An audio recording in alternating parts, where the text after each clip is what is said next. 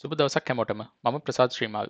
අපේ JavaScript පාඩම් මාලාවේ මම අද අරගෙන ආවෙත් ගොඩක් වැදගත් පාඩමක්. මේක තමයි JavaScript classes ගැන.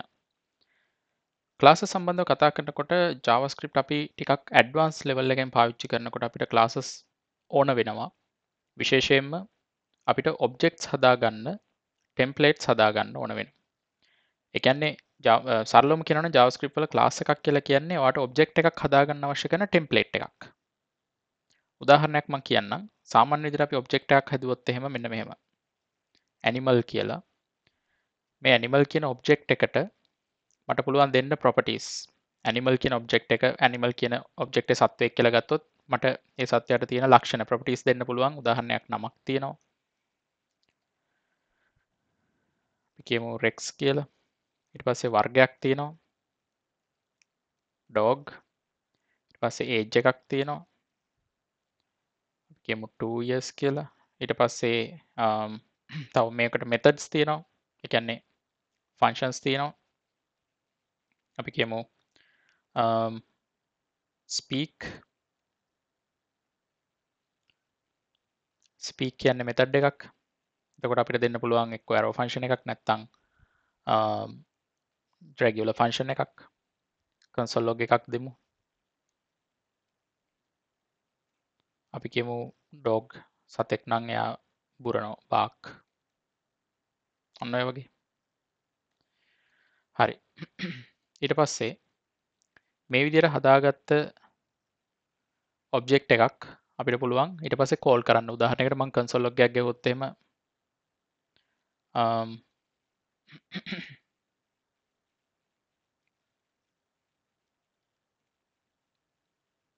animal කියලා මට මේ සම්පූර්ණ object එකම මෙතන display කරගන්න පුළුවන්. ඒතර animal.name ගත්තොත් මට නම මොකක්ද කියලා ගන්න පුළුවන්. animal.speak කියන method එක call කරගත්තොත් මට bark කියලා method එක එළියට ගන්න පුළුවන්. මෙන්න මේ වගේ object එකක් ඔයා හදාගන්නකොට මේක pure object එකක් ඔයා හදාගත්තේ කිසිම ready made template එකක් නැතුව. ඒතර අපිට classes හදාගන්න පුළුවන්. මේ වගේ object එකක් කලින් හදලා තියාගන්න. ඊට පස්සේ ඒකට අපිට පුළුවන් properties add කරගෙන යන්න. දැන් මේ animal කියන property එක ඔයා තව තැනක හදනවා නම් ඔයාට මේ animal කියන property copy කරන්න වෙනවනේ. තව animal කෙනෙක්ට. එතකොට එතනදී reusability එකක් නැහැ. ඔයා මේ වගේ pure objects create කරොත්. ඉතින් අපිට classes help වෙනවා. classes උදව් වෙනවා මේ වගේ objects multiple හදාගන්න විවිධ වෙනස් විදිහේ properties එක්ක වෙනස් විදිහේ values එක්ක. අපි බලමු මේ වගේ animal object එකක් class එකකින් කොහොමද හදාගන්නේ කියලා. මම මුලින්ම class එකක් create කරගන්නම්. අපි එතකොට class කියන keyword එක use කරනවා. මම දෙන්නම් class එකේ නම animal කියලා. ඊට පස්සේ මේක ඇතුලේ ඔයාලට හදාගන්න පුළුවන් මුලින්ම construct එකක්. සාමාන්‍යයෙන් class එකකදී construct එකක් හදන එක අනිවාර්යයි. constructor keyword එකෙන්ම මේ construct එක ඇතුලේදී ඔයාලට පුළුවන් මේ animal කියන object එකට අදාළ මේ animal කියන class එකට අදාළ properties initialize කරන්න. එතකොට අපි හිතමු මේ animal කියන එකට අපි ගන්නවා කියලා name එකයි type එකයි.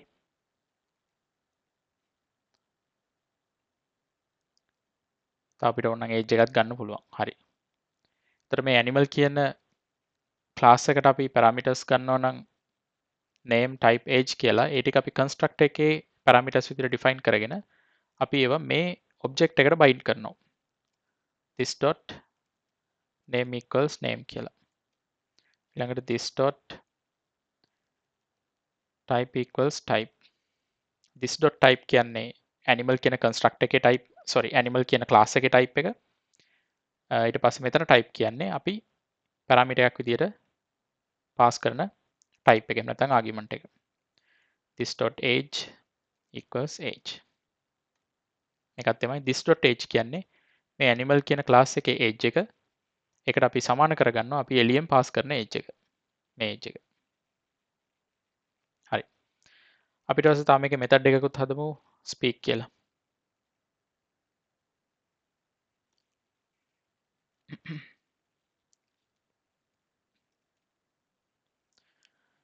මේකට අපි දෙමු console log එකක්.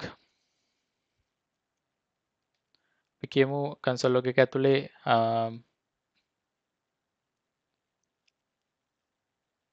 type කියන එකත් එක්ක දාමු type plus space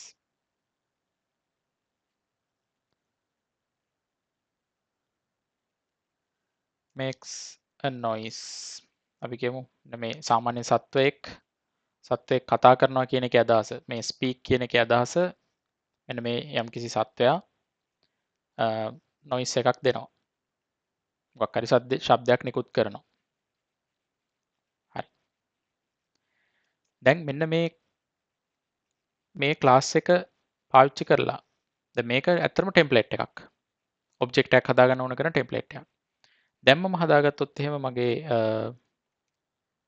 object එක කලින් හදාගත්ත animal object එකම උනත් මට ගන්න පුළුවන්. දැන් මෙතන මෙහෙම ගත්තොත් animal equals new animal. මම අර හදාගත්ත class එකේ අලුත් instance එකක් හදාගන්නවා. ඒ template එක ඇතුලේ තියෙනවා properties තුනක්. එතකොට මට මෙන්න මේ animal කියන object එකට ඒ properties තුන එනවා. මම මෙතන අලුත් instance එකක් හදාගත්ත නිසා ඒ class එකෙන් ඒවට අපි values උත් දෙමු. එතකොට මෙතන parameters වලට පේනවා name, type, age එකට වලට දෙන්න පුළුවන්. අපි කියමු name එකට සාමාන්‍ය animal කෙනෙක් නම් අපි කියමු නිකන් animal කියලාම. type එක regular. age එක 1යි. ඔන්න හදාගත්ත එක animal කෙනෙක්. දැන් මේ animal කියන එක දැන් මම මේකේ හැමත් මොකුත් එන්නේ නැහැ. මේක මම console log කරගත්තොත් animal. දැන් එනවා බලන්න. age එකයි name එකයි type එකයි මම දීපු values එක. මම කලින් animal කියලා object එකක් හදාගෙන අර raw object එකක් හදාගෙන ඒක return කරගත්තා වගේම තමයි. ඒක print කරගත්තා වගේම තමයි. හැබැයි දැන් මේ construct එක හරහා මට පුළුවන් මෙන්න මේ වගේ copies ඕන තරම් ගහගෙන යන්න. objects create කරගෙන යන්න අර template එක use කරලා අර class එක use කරලා. ඒක අපි කියන්නේ class එකක් කියන්නේ object template එකක් කියලා. object එකක් නෙවෙයි object එකක් හදන්න උදව් කරන template එකක්. ඒතර මේක තමයි template එක. construct එක හරහා properties ටිකකුත් අපිට ඇති තරම් මෙන්න මේ වගේ speed වගේ methods උත් දෙන්න පුළුවන්. ඒතර construct එක හරහා properties සහ මේ වගේ methods වලින් අපිට පුළුවන් මේ class එකේ template එහෙම නැත්නම් මේ class එක කියලා අපි හදන මේ template එක හොඳට layout කරන්න. ඊට පස්සේ ඒකෙන් මෙන්න මේ වගේ object එකක් මෙන්න මේකේ තනි line එකකින් හදාගන්න පුළුවන්. හරි. ඔක තමයි අපි basically classes වලින් කරන්නේ. එතන මොකද තමයි classes කියන එකේ හරය. ඔකට තමයි අපි classes හදාගන්නේ. මේකට මම තව වැඩිපුර පොඩ්ඩක් advanced දෙයක් add කරන්නම්. අපිට පුළුවන් මේ class එකක් තව class එකකින් override කරන්න. ඒ වගේම අපිට පුළුවන් එක class එකක තියෙන properties ටික තව class එකකට inherit කරන්න. මේකදී අපි ඔය object oriented concepts කීපයකුත් කතා වෙනවා. මේ inheritance, override වගේ දේවල්. JavaScript සම්පූර්ණයෙන්ම object oriented programming language එකක් නොවුනට අපිට මේ classes හරහා ඒ වගේ practices පාවිච්චි කරන්න පුළුවන්. මම එක උදාහරණයක් පෙන්නන්නම් කොහොමද අපිට inheritance කරගන්න පුළුවන් කියලා. inheritance කියන්නේ කොහොමද මම මේ animal කියන object එක තව object එකකට inherit කරන්න කියලා. එතකොට inherit කරනවා කියන එකේ තේරුම තව object එකකට නැත්නම් තව class එකකට object එක නෙමෙයි අතරම තව class එකකට මේ class එකේ තියෙන මේ properties තුන සහ මේ speak කියන method එක pass කරන්න පුළුවන් යවන්න පුළුවන්. අපි ගමුද මේක class animal නේ. අපි ගමු අලුත් එකක් class dog කියලා. dog කියන class එකේදී මට ඕනේ මේ animal කියන original class එක inherit කරවන්න. ඒකට මම කියනවා extend කියන මෙන්න මේ keyword use කරන extends animal. මේක දුන්න ගමන් මේ dog කියන කෙනාට animal කියන class එකේ ඔක්කොම properties ටිකයි methods ටිකයි inherit වෙනවා. දැන් මෙතනදී අපි දන්නවා මේ dog කෙනෙක් කෙනා හදලා තියෙන්නේ animal කියන class එක base කරගෙන කියලා. නිකන් class එකක් නෙමෙයි. දැන් animal කියන class එකේ extension එකක් වගේ. ඒකෙදි මට පුළුවන් කැමතිනම් තව කන්ස්ට්‍රක්ට් එකක් දාලා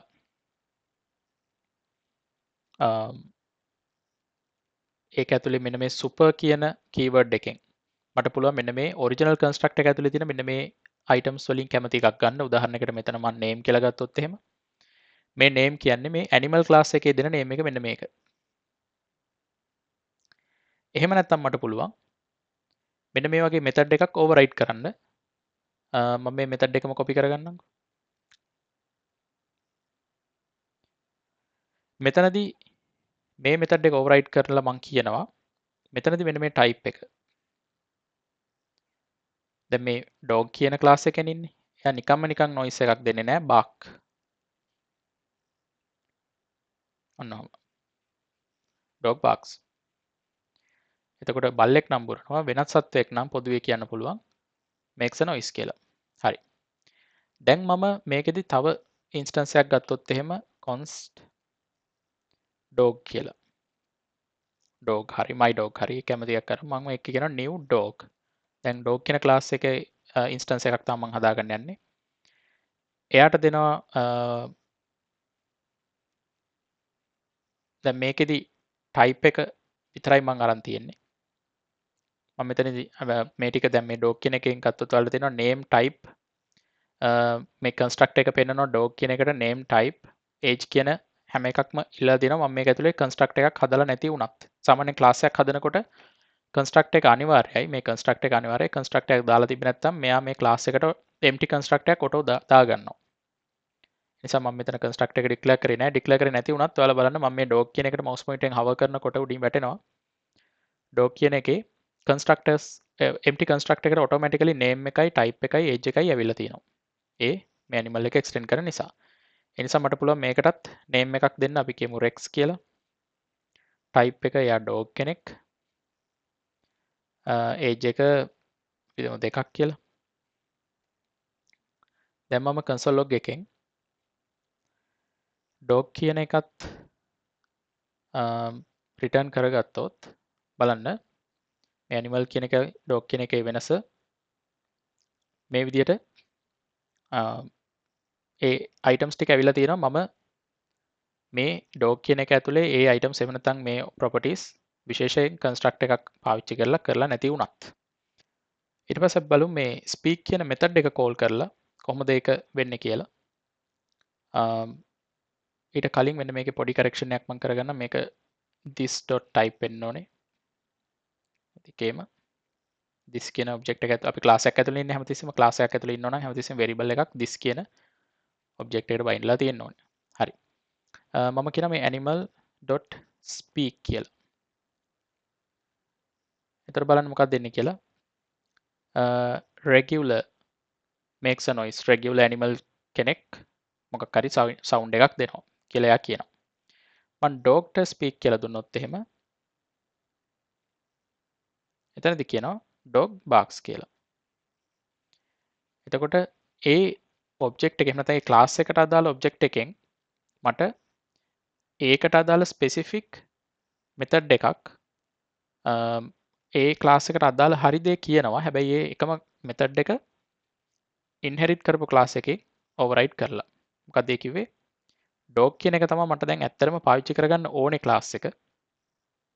හැබැයි ඒ dog කියන class එක ඇතුලේ මම animal කෙනෙක්ට ඕන කරන සියලුම දේවල් දෙන්නේ නැහැ.